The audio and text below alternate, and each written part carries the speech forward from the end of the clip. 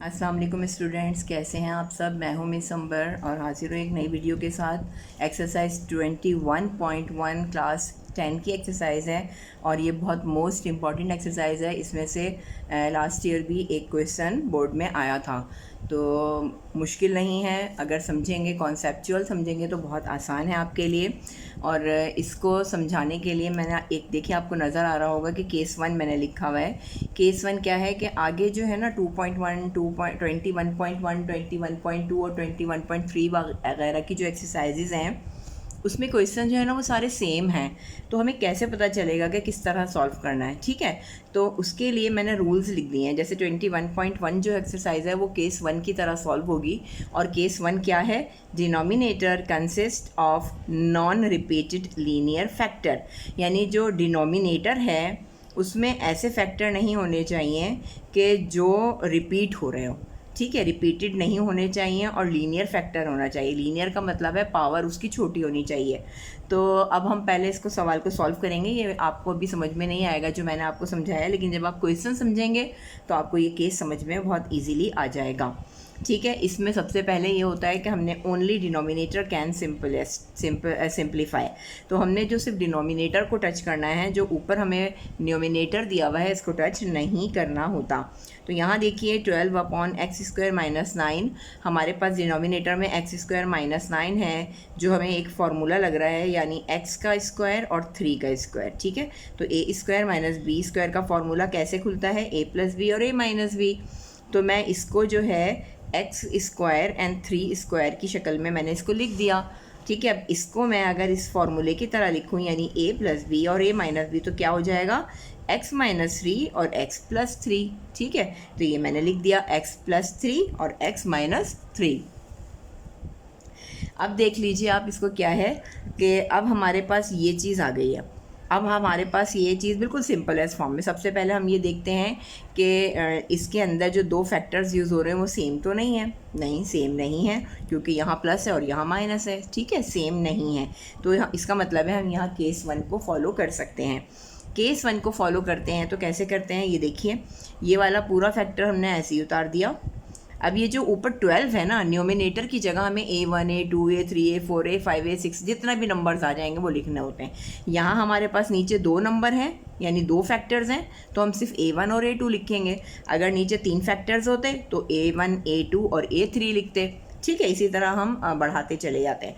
तो हमारे पास हमने क्या कहा कि 12 की जगह हमने a1 लिख दिया और ये जो पहला फैक्टर है इसके नीचे लिख दिया, प्लस हमने फॉर्मूले का लगा दिया। उसके बाद फिर 12 की जगह हमने a2 लिख दिया और दूसरा फैक्टर उसके नीचे उतार दिया। इसी तरह अगर तीसरा फैक्टर होता हम a3 लिख देते और तीसरा फैक्टर लिख देते। यहाँ सिर्फ 2 फैक्टर्स हैं, इसलिए हमने इनको सिर्फ 2 फैक्टर्स के तहत उतार दिया। ये हमारी इक्वेशन नंबर 1 जो है ये बन चुकी है यहाँ। तो हमने यहाँ लिख दिया ये इक्वेशन नंबर 1 है। अब इसको हम फर्दर सॉल्व कैसे करेंगे? फर्दर सॉल्व ऐसे करेंगे कि हमें इसका डिनोमिनेटर ख़त्म करना है। यहाँ देखिए हमने ये सवाल एज इट इज़ उतार दिया है और इन दोनों का हमने एलसीएम लिया। एलसीएम आपको लेने के लिए कुछ सोचने की ज़रूरत नहीं है, जो यहाँ लिखा हुआ है वही एलसीएम होता है। इन दोनों का आपने यहाँ ऐसे ही लिख दिया तो हमने ये एलसीएम निकल गया, ठीक है। अब हमने क्या करना होता है? क्रॉस मल्टीप्लाई, यानी a1 लिखा और इसको मल्टीप्लाई किया आपने किससे? x - 3 से, ये लिख दिया, ठीक है। अब a2 लिख दिया और इसको किससे मल्टीप्लाई कर दिया? x + 3 से, सिंपल। अब नीचे हमारे पास ये और ये दोनों वैल्यू सेम हो गई हैं। इट मीन्स कि ये दोनों वैल्यूज़ हमारे पास कैंसिल हो चुकी हैं। तो अब ऊपर जो हमारे पास बचा है न्यूमिनेटर में, हम वो लिख देते हैं। हमारे पास बचा है यहाँ से 12 बचा है और यहाँ से a1 और x - 3 और प्लस a2 और x + 3, ये हमारे पास बच गया है। ये हमारे पास आ गई है इक्वेशन नंबर 2।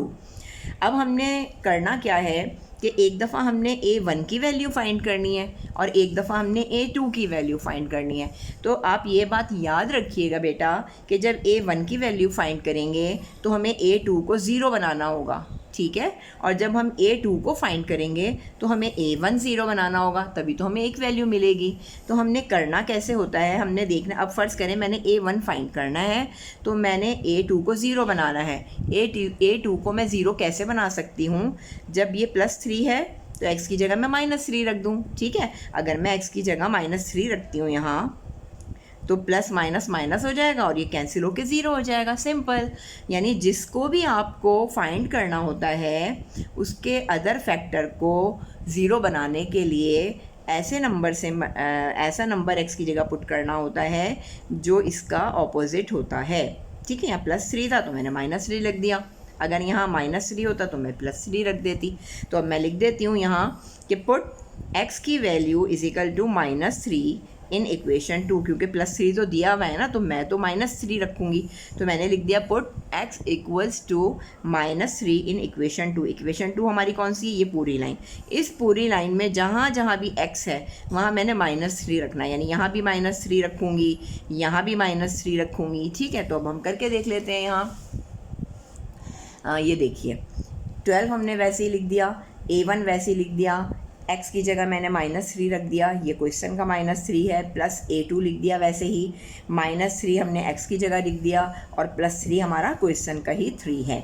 अब इसको सॉल्व कर लेते हैं। 12 वैसे ही आ जाएगा, a1 वैसे ही आ जाएगा, माइनस माइनस प्लस होता है, 3 और 3 6 हो जाएगा और साइन हमेशा बड़े वाले की आती है यानी माइनस की रहेगी, प्लस a2 और ये जो है दोनों माइनस होके 0 हो जाएंगे, ठीक है। अब क्या बचा हमारे पास? 12 हमने वैसे ही उतार दिया, a1 हमने वैसे ही लिखना था लेकिन नंबर हम चूँकि पहले लिखते हैं तो -6 a1 कर दिया हमने, ठीक है। -6 a1 नंबर हमेशा अल्फ़ाबेट से पहले आता है। ये तो वैल्यू ही पूरी 0 हो गई है हमारे पास। अब हम क्या करेंगे, हमने a1 फाइंड करना है तो a1 के साथ -6 जो है उसको हम नीचे ले जाएंगे 12 के, और जब ये कैंसिल करेंगे 6 1 ज़ा 6 6 2 ज़ा 12 तो हमारे पास आंसर आ जाता है -12। नीचे का जो माइनस है वो ऊपर के साथ मिलाकर लिख दिया जाएगा, ठीक है। ये हमारे पास a1 की वैल्यू आ गई। अब हमने a1 की तो वैल्यू निकाल ली, अब हमने a2 की वैल्यू निकालनी है। तो मैंने क्या बताया था आपको कि a2 की जब वैल्यू निकालनी होगी तो हमने इसको ख़त्म करना होगा, इसको 0 बनाना होगा। इसको 0 बनाने के लिए देखिए क्या करना है, यहाँ -3 है तो मैंने +3 करना है। इसको 0 बनाने के लिए -3 ऐड किया, इसको 0 बनाने के लिए मैं यहाँ +3 कर दूँगी। तो मैंने सेम वही वाली कंडीशन अब यहाँ लिख दी है कि put x is equal to 3 in equation 2, यानी इक्वेशन 2 के अंदर ही जहाँ जहाँ x है वहाँ वहाँ 3 रखना है। तो 12 वैसे लिख दिया, a1 वैसे लिख दिया, x की जगह 3 लिख दिया, -3 सवाल का उतार दिया, प्लस a2 x की जगह 3 आ गया और +3 जो है वो क्वेश्चन का ही हमने लिख दिया है। सॉल्व कर लेते हैं। 12 वैसे ही आ गया, a1 वैसे ही आ गया, ये 0 हो गई वैल्यू, a2 वैसे लिख दिया, 3 और 3 6 हो गया। ये पूरी वैल्यू हमारे पास 0 हो जाती है और ये नंबर हम पहले लिख देते हैं और a2 आ जाता है। इस नंबर को a2 को हमने फाइंड करना है तो हम 6 को 12 के नीचे ले जाएंगे। तो हम 6 को जब 12 के नीचे लेके जाते हैं तो हमारे पास आ जाता है 6 1 ज़ा 6 6 2 ज़ा 12, तो a2 हमारे पास 2 आ गया। यानी अब हमने a1 की वैल्यू -2 भी फाइंड कर ली है और a2 की वैल्यू +2 भी हमने फाइंड कर ली है। अब हम इसको करेंगे क्या फर्दर, हमने इसको करना ये है कि जो दो वैल्यूज़ हमारे पास आई हैं हमने उनको पुट करना है इक्वेशन नंबर 1 में। Put values of a1 and a2 in equation 1। Equation 1 हमारी कौन सी थी, आप देखें पीछे मैंने आपको बताया था ये वाली जो इक्वेशन हमारी बन रही है ये इक्वेशन 1 बन रही है, ठीक है।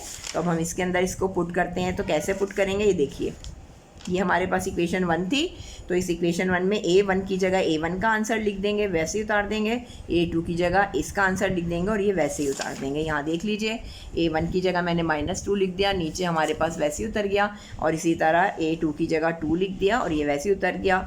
हम इसको अरेंज कर लेते हैं क्योंकि प्लस की वैल्यू हमें पहले लिखनी होती है और माइनस की बाद में। तो ये नंबर मैंने पहले लिख दिया, माइनस ये वाला नंबर मैंने बाद में लिख दिया, तो ये हमारे पास आंसर आ गया है, ठीक है। ये क्वेश्चन नंबर 1 है और क्वेश्चन नंबर 2 जो है वो मैं नेक्स्ट वीडियो में आपके साथ शेयर करूँगी। मैं एक एक करके इसके क्वेश्चंस बनाऊँगी और सिर्फ इसलिए क्योंकि ये बहुत इंपॉर्टेंट एक्सरसाइज है, इसकी प्रैक्टिस आप बार बार करेंगे। ये सवाल जो मैंने सॉल्व करवाया है कम अज़ कम 2 टाइम्स आप लोगों ने सॉल्व करना है खुद से, तब आपको पता चलेगा कि आपकी प्रैक्टिस कैसी हुई है, ठीक है। तो उम्मीद करती हूँ अपना ख्याल रखेंगे, समझ में आया होगा। नहीं समझ में आया तो कमेंट सेक्शन में आप मुझसे पूछ सकते हैं। क्वेश्चन नंबर 2 इंशाल्लाह मैं आपको जल्दी भेजती हूँ और इंशाल्लाह उम्मीद करती हूँ दुआ में याद रखेंगे। अल्लाह हाफ़िज़।